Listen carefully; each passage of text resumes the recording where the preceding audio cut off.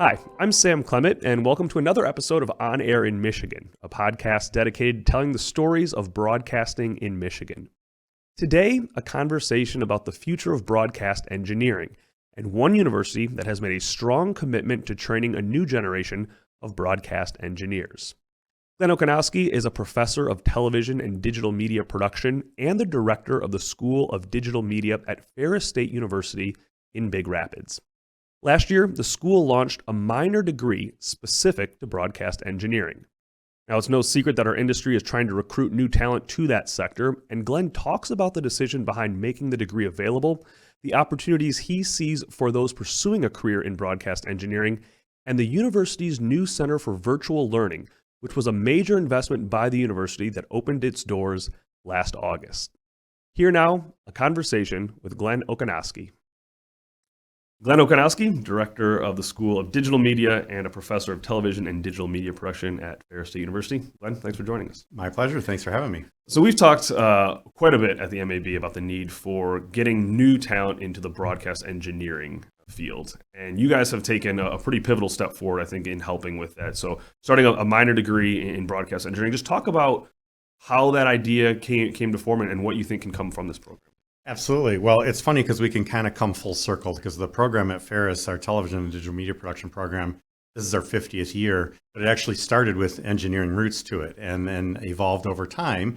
And then really it's been since my involvement and engagement with the Michigan Association of Broadcasters, through you and through some of our alum who have found their ways onto the engineering side, that we've heard about this need in radio and television. And it's not just across Michigan, it's really across the country. And so in response to that, we wanted to look at how Ferris could address the needs of industry by adding this degree minor for our students. What was the process of putting together the curriculum? This started from scratch and it has launched now, but Yes. What was the process of getting the curriculum together? Absolutely. So we got our alumni at the table and then reaching out to you. You got us in touch with some engineers at stations across the state. We brought those folks together and said, what is the skill set? I think there's two things happening. One thing is we've got a lot of engineers who are retiring.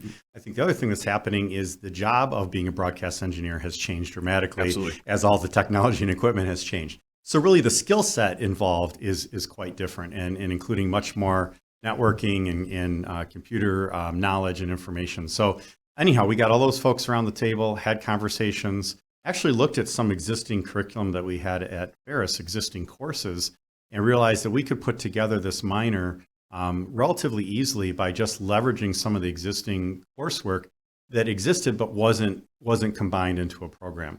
And that led to this degree minor, and it's going to be leading to a certificate. So the minor serves existing students, but then the certificate could serve a graduate or anyone out there who wants additional training. Well, and with that need, I think that would be very appealing if someone wants, because the jobs are out there. So if you're someone that maybe is in a field that you don't love or trying something new, to be able to step in there, I think would be very appealing for people. Absolutely. So what level of interest have you heard from, not only from the students that are there now, but potentially from alums or people outside of the community? Well, it's funny because we had an alum, that we were not in touch with whatsoever in South Carolina working at a public television station there. We put something out on social media. That person grabbed onto that, reposted it. It had hundreds of likes and so forth. So it just reinforced that the need is out there. I think we have an opportunity, though, to educate our students about the opportunities that exist there. We have them coming wanting to be in really all aspects of broadcasting or in storytelling, but they don't always think about the technical sides of those things and where those opportunities are. So we've had some open houses. We've had some engineers come and talk about, what those opportunities are. And I think that's where we're building some momentum and interest, up to and including having students starting to do some internships at Wood TV and other places where they're having some experiences and seeing what rich opportunities there are. Well, to that point, no matter what type of field you go into in broadcasting, if you're on air, if you're in production, having at least a fundamental understanding of engineering just makes you that more appealing of a candidate. And the way our industry evolves, where people are doing so many more things, this is really a skill set you almost have to have. Agreed. And so one of the courses that's in the minor is our television operations course, which is a course that's required of our majors, all of our majors, regardless of where they're going. And that's a course that does introduce them to signal flow and how systems work and so forth, because that basic knowledge and information supports them in, like you said, in whatever path they end up on.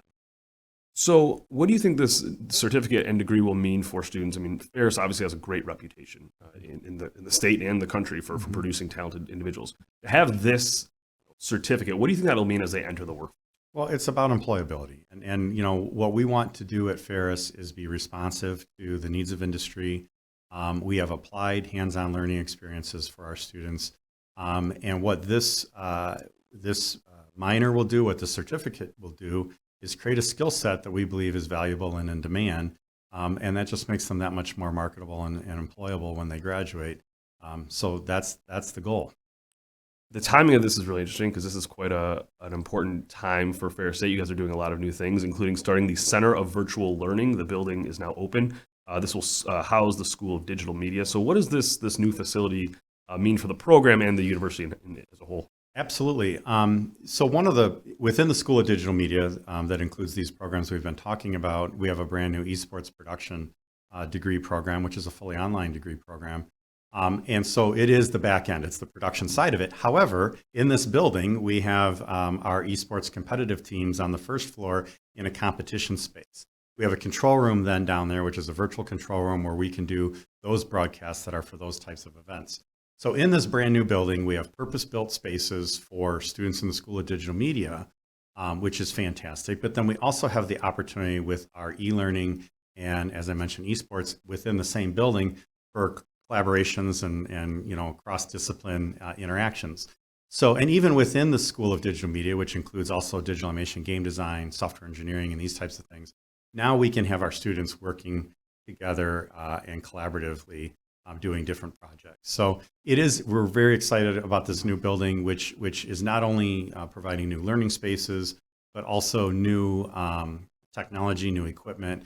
And again, I mentioned that we want our students actively engaged in their learning.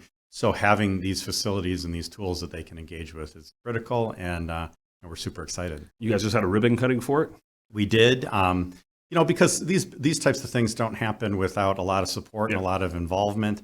And so, that recognized some of our state legislators that were partners on that project, but then also just celebrated for the university community, for students, for faculty, for staff, and others in the community, that this new space is there, and that and it's a beautiful space for learning. What's been the energy among the students as they've entered the building and see all these new toys they can play with? Well, they absolutely love it, and they're super excited. Of course, they can see that this is an investment in the learning that they're doing. But even things like, for a long time, we've allowed a lot of access for our students to our learning spaces, but it used to be really clunky with keys and these types of things. Now we have card key access to all of these spaces, which allows us to really target what students have access to. It also allows them to learn when they want to learn. And so they can use our labs, frankly, 24 hours a day, 7 days a week. So if they want to do their work at a particular time, they have access and they can do it. And we've observed them using the spaces. I got into work at 7 o'clock this morning. I saw there was a light on a lab. It's not often you see them there in the morning, but they may not have gone home. Well, that may have been it. But there was a student. I stopped in to make sure everything was good, and he had a project he was working on. So those are the types of things. That's the dynamic. I just want to ask you one more question about the engineering piece. You guys obviously said it was a pretty, I wouldn't call it easy process, but a seamless process in getting this minor degree started. Not to give away your secret sauce, because you always want students coming to Ferris, but there will be other schools inevitably interested in doing something similar. What advice would you give to them? Yeah, I think you can't create curriculum in a vacuum, right? And if we're trying to get at a skill set that is needed, you have got to engage the people who are doing that skill set and or looking to hire that skill set. And I think that is what worked well for us. And then the other thing that worked is just a collaborative spirit amongst my colleagues, because we do have programs here, classes, that come from within the College of Business, but also the College of Engineering Technology. Yeah. So to bring all of these kind of diverse courses under a new umbrella definitely involves some collegiality and cooperation. And I'm pleased to say that was the experience that we had with my college. Well, it's an awesome program. We're excited to see where it goes. We're excited to have kind of a new pipeline of engineers coming from Ferris State. Very, very exciting. Well, it is exciting, and I want to thank you and all of these partner stations who provided input and said, yeah, we want let you know what we think is needed. So we appreciate it. Well, to that point, I think that's a call to all stations. If you have time, bring some of these students in and let them see your engineering shops, because I think it's one thing to be in a classroom and to learn it. It's to see it in real time, see it in a professional setting. I think that will really spark some of that interest. So that's an invitation, I think, to all stations. It is. I agree. Thank you. Glen Okonoski is the director of the School of Digital Media and professor of television and digital media production at Ferris State. Glen, thanks so much. Thank you, Sam.